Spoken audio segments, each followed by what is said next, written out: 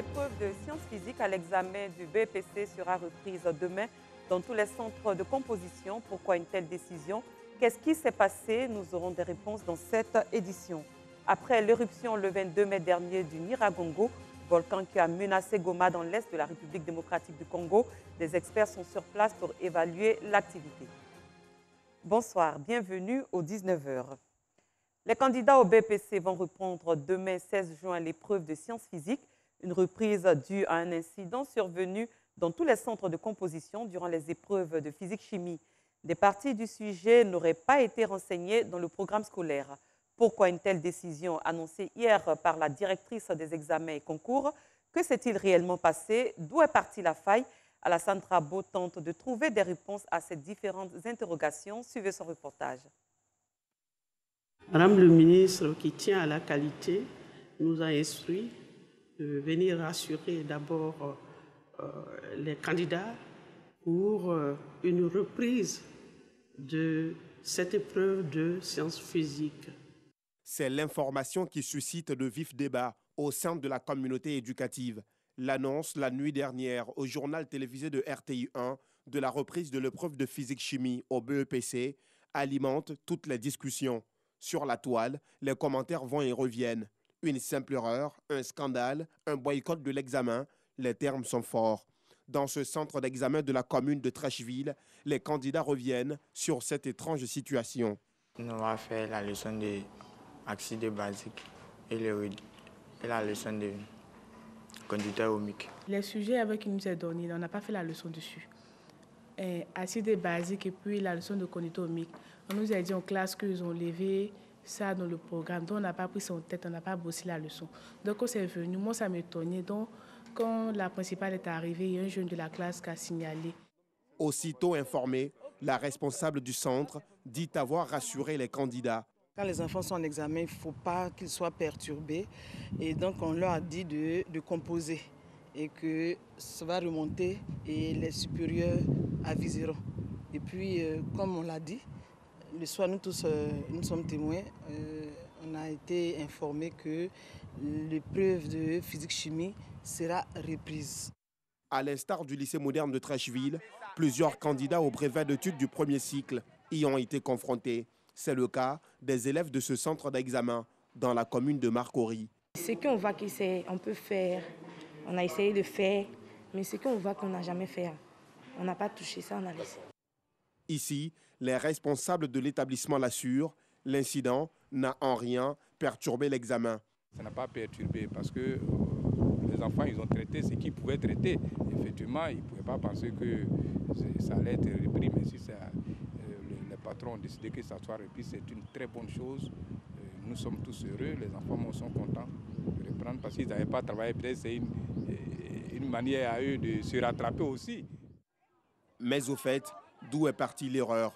Selon un chef de centre qui tient à garder l'anonymat, la faille serait née d'un problème de communication entre la DECO, Direction des examens et concours, et celle de la pédagogie et de la formation continue. L'instance en charge des examens et concours a annoncé la reprise de l'épreuve de physique-chimie demain mercredi 16 juin de 15h45 à 17h45.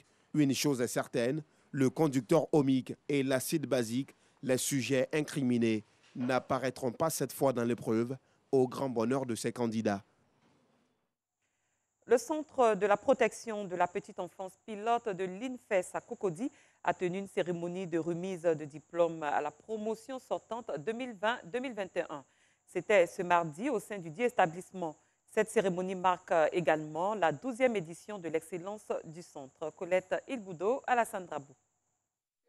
Les responsables du CPPE, Centre de la protection de la petite enfance, pilote de l'INFS de Cocody, présentent la 12e promotion du préscolaire. Les tout-petits, âgés de 3 à 5 ans au nombre de 101, issus des classes des béliers, des lapins et des papillons, ont émerveillé les autorités, le parrain et les parents présents à cette cérémonie par le chant de l'abidjanaise, des ballets et la récitation de l'alphabet.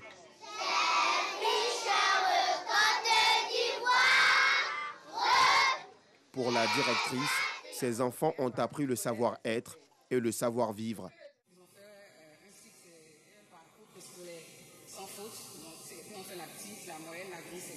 Et vous avez vu, par rapport à toutes les démonstrations qu'ils ont faites, ils sont vraiment aptes à aller aussi payer. Pour cette cérémonie de remise de diplôme, les responsables de l'établissement, les encadreurs, les apprenants et parents d'élèves se sont fortement mobilisés pour donner un éclat particulier à ces fêtes de fin de cycle. Les parents disent également être satisfaits de l'encadrement et la formation reçue par leurs enfants. Dans cette école, je suis satisfait parce que depuis cette école, ils s'expriment un peu plus, mieux même qu'avant, et on sent l'aide qui est apportée par cette école ici.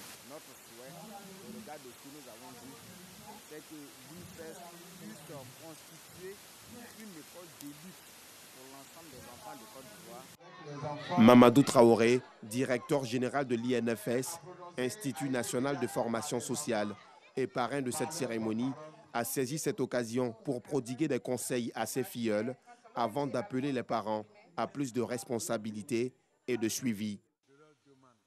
Il n'y a que le travail qui paye. Aujourd'hui, le président a demandé l'Ivoirien nouveau. L'Ivoirien nouveau part de là, part de ces enfants-là. Il n'y a que le travail, pas de tricherie. Le travail paye. C'est pour ça que nous demandons aux parents de suivre ces enfants-là pour que demain, ils deviennent des leaders de notre belle Côte d'Ivoire. Une passation de flambeau a mis fin à la cérémonie. Pour rappel, le Centre de protection de la petite enfance, pilote de l'INFS à Cocody, est un établissement public chargé de l'encadrement des enfants âgés de 3 mois à 5 ans. Ce lundi 14 juin marquait la journée mondiale du don de sang, une journée initiée depuis 2004 par l'OMS, Organisation mondiale de la santé. Elle vise à sensibiliser les populations à l'importance de donner de son sang, même dans les maternités. Comment le manque de poches de sang affecte-t-il ce lieu où on donne la vie? Quel impact sur les femmes enceintes? Joël Gosset s'est intéressé à ces questions. Suivons son point. De la souffrance au pur bonheur. L'accouchement fait passer par différentes phases. Parmi ces phases, l'hémorragie d'après-couche. Dans cette chambre commune du CHE de Cocody, Baraki Sakone a accouché depuis 10 jours, mais ne peut rejoindre les siens.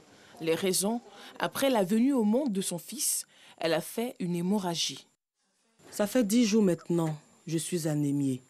Je veux rentrer chez moi à la maison. À 2 mètres d'elle, Aziza est à sa première maternité. Âgée de 21 ans, Aziza est drépanocytaire et enceinte de 6 mois. Une grossesse qui s'annonce déjà difficile.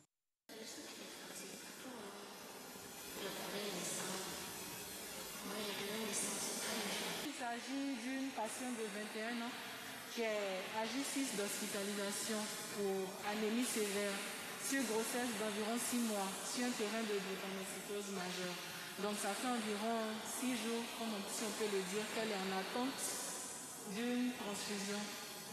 Voilà, son groupe sanguin O positif. On est vraiment dans le besoin pour elle, d'autant plus que c'est un terrain de drépanocytose majeure. Donc la transfusion s'avère ici assez urgente. Une situation difficile pour les parents des malades.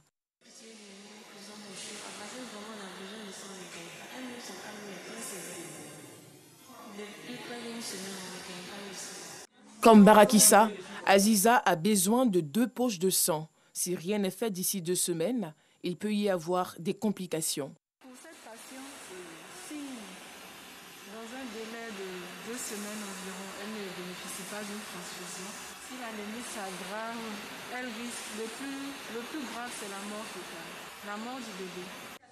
Selon le gynécologue obstétricien Arthur Kwame, une femme en couche qui saigne peut perdre la vie après 2 heures.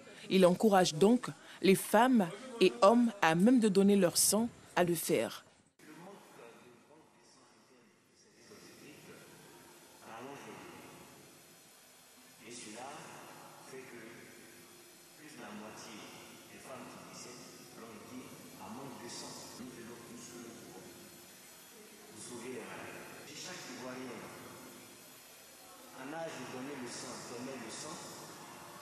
Beaucoup de femmes ne seraient pas mortes. Donc, du moins, la moitié de celles qui sont décédées auraient eu une chance de survivre. Après le CHE de Cocody, direction le Centre national des transfusions sanguines à Treichville. Le docteur Sekongo nous éclaire sur le processus de distribution de sang.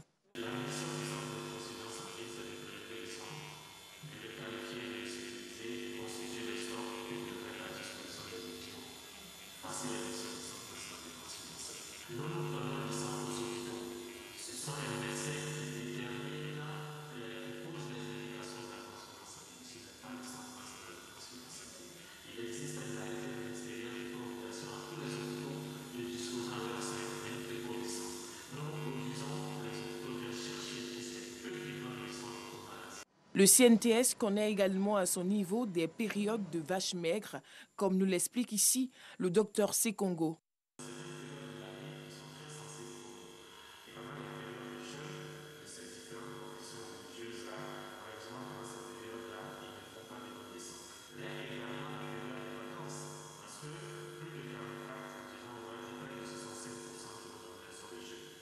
Tantôt appelée Journée mondiale des donneurs de sang ou Journée mondiale du don de sang, le 14 juin a pour objectif de sensibiliser les populations aux enjeux des dons de sang.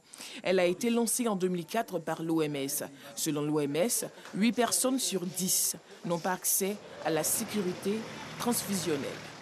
De janvier à septembre, le CHE de Cocody a enregistré 3400 accouchements. Parmi les accouchés, 38 femmes ont perdu la vie par manque de sang. Un mot de religion. L'Union des pasteurs de Cocody et l'Alliance des pasteurs de Côte d'Ivoire a initié une rencontre autour du thème « Les lois ivoiriennes et l'Église, servir Dieu tout en respectant les lois qui régissent la Côte d'Ivoire ». Le but de ce rendez-vous est d'inviter ces hommes de Dieu au respect des lois ivoiriennes. Anicette Konon. Mieux outiller les hommes de Dieu au respect des lois qui régissent la nation ivoirienne dans l'exercice de leurs fonctions. C'est la thématique de ce colloque initié par l'Union des pasteurs de Cocody, UPECO, et l'Alliance des pasteurs de Côte d'Ivoire, APECI, qui a rassemblé guides religieux, hommes de médias et de la société civile à l'espace La Parole de Cocody. Amener le pasteur à comprendre qu'il a besoin d'être imprégné de la loi ivoirienne.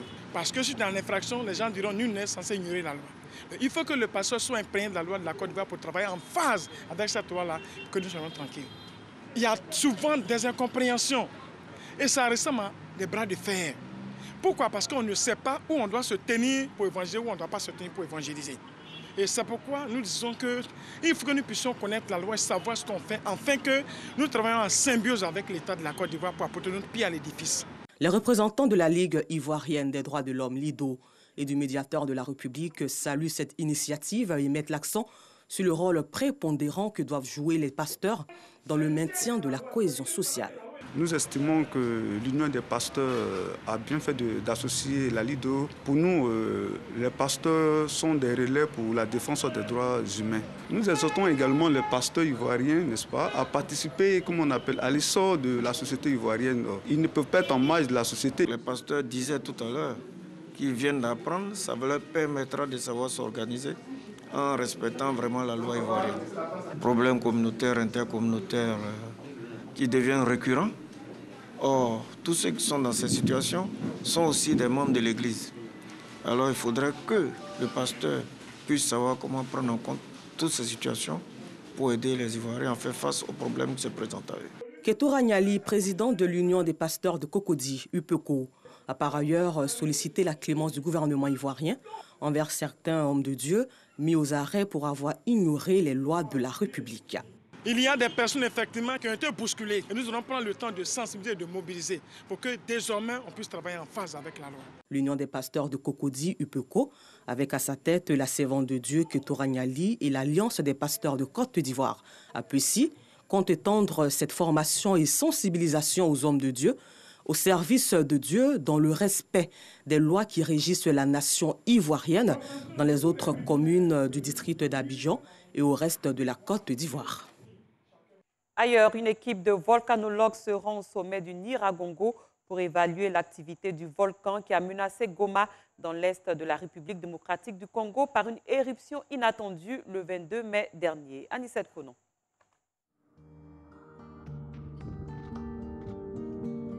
Goma, RDC, ascension du Nyiragongo dans le brouillard et la poussière des cendres. Les experts se rendent sur le cratère pour évaluer l'activité du volcan. Ici, on est au sommet de Nyiragongo. On est en train de voir les fractures qui se sont produites et qui se sont manifestées lors de l'éruption. Mon rôle ici dans la topographie et dans une perspective géotechnique du cratère est d'utiliser des drones et des systèmes de caméras pour évaluer les glissements de terrain et voir si le cratère est en train de s'effondrer.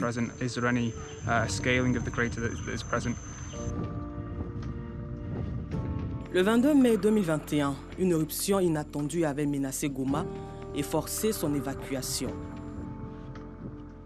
Avant l'éruption, c'était pénible parce qu'on n'avait pas assez de moyens financiers. On allait d'une manière irrégulière, soit une fois le mois. Mais depuis que l'éruption a commencé, ça c'est la deuxième mission. Soulignant que le volcan Nyiragongo est situé à l'est de la République démocratique du Congo. Cette édition est à son terme. Merci d'avoir été des nôtres. Très bonne soirée. À très bientôt.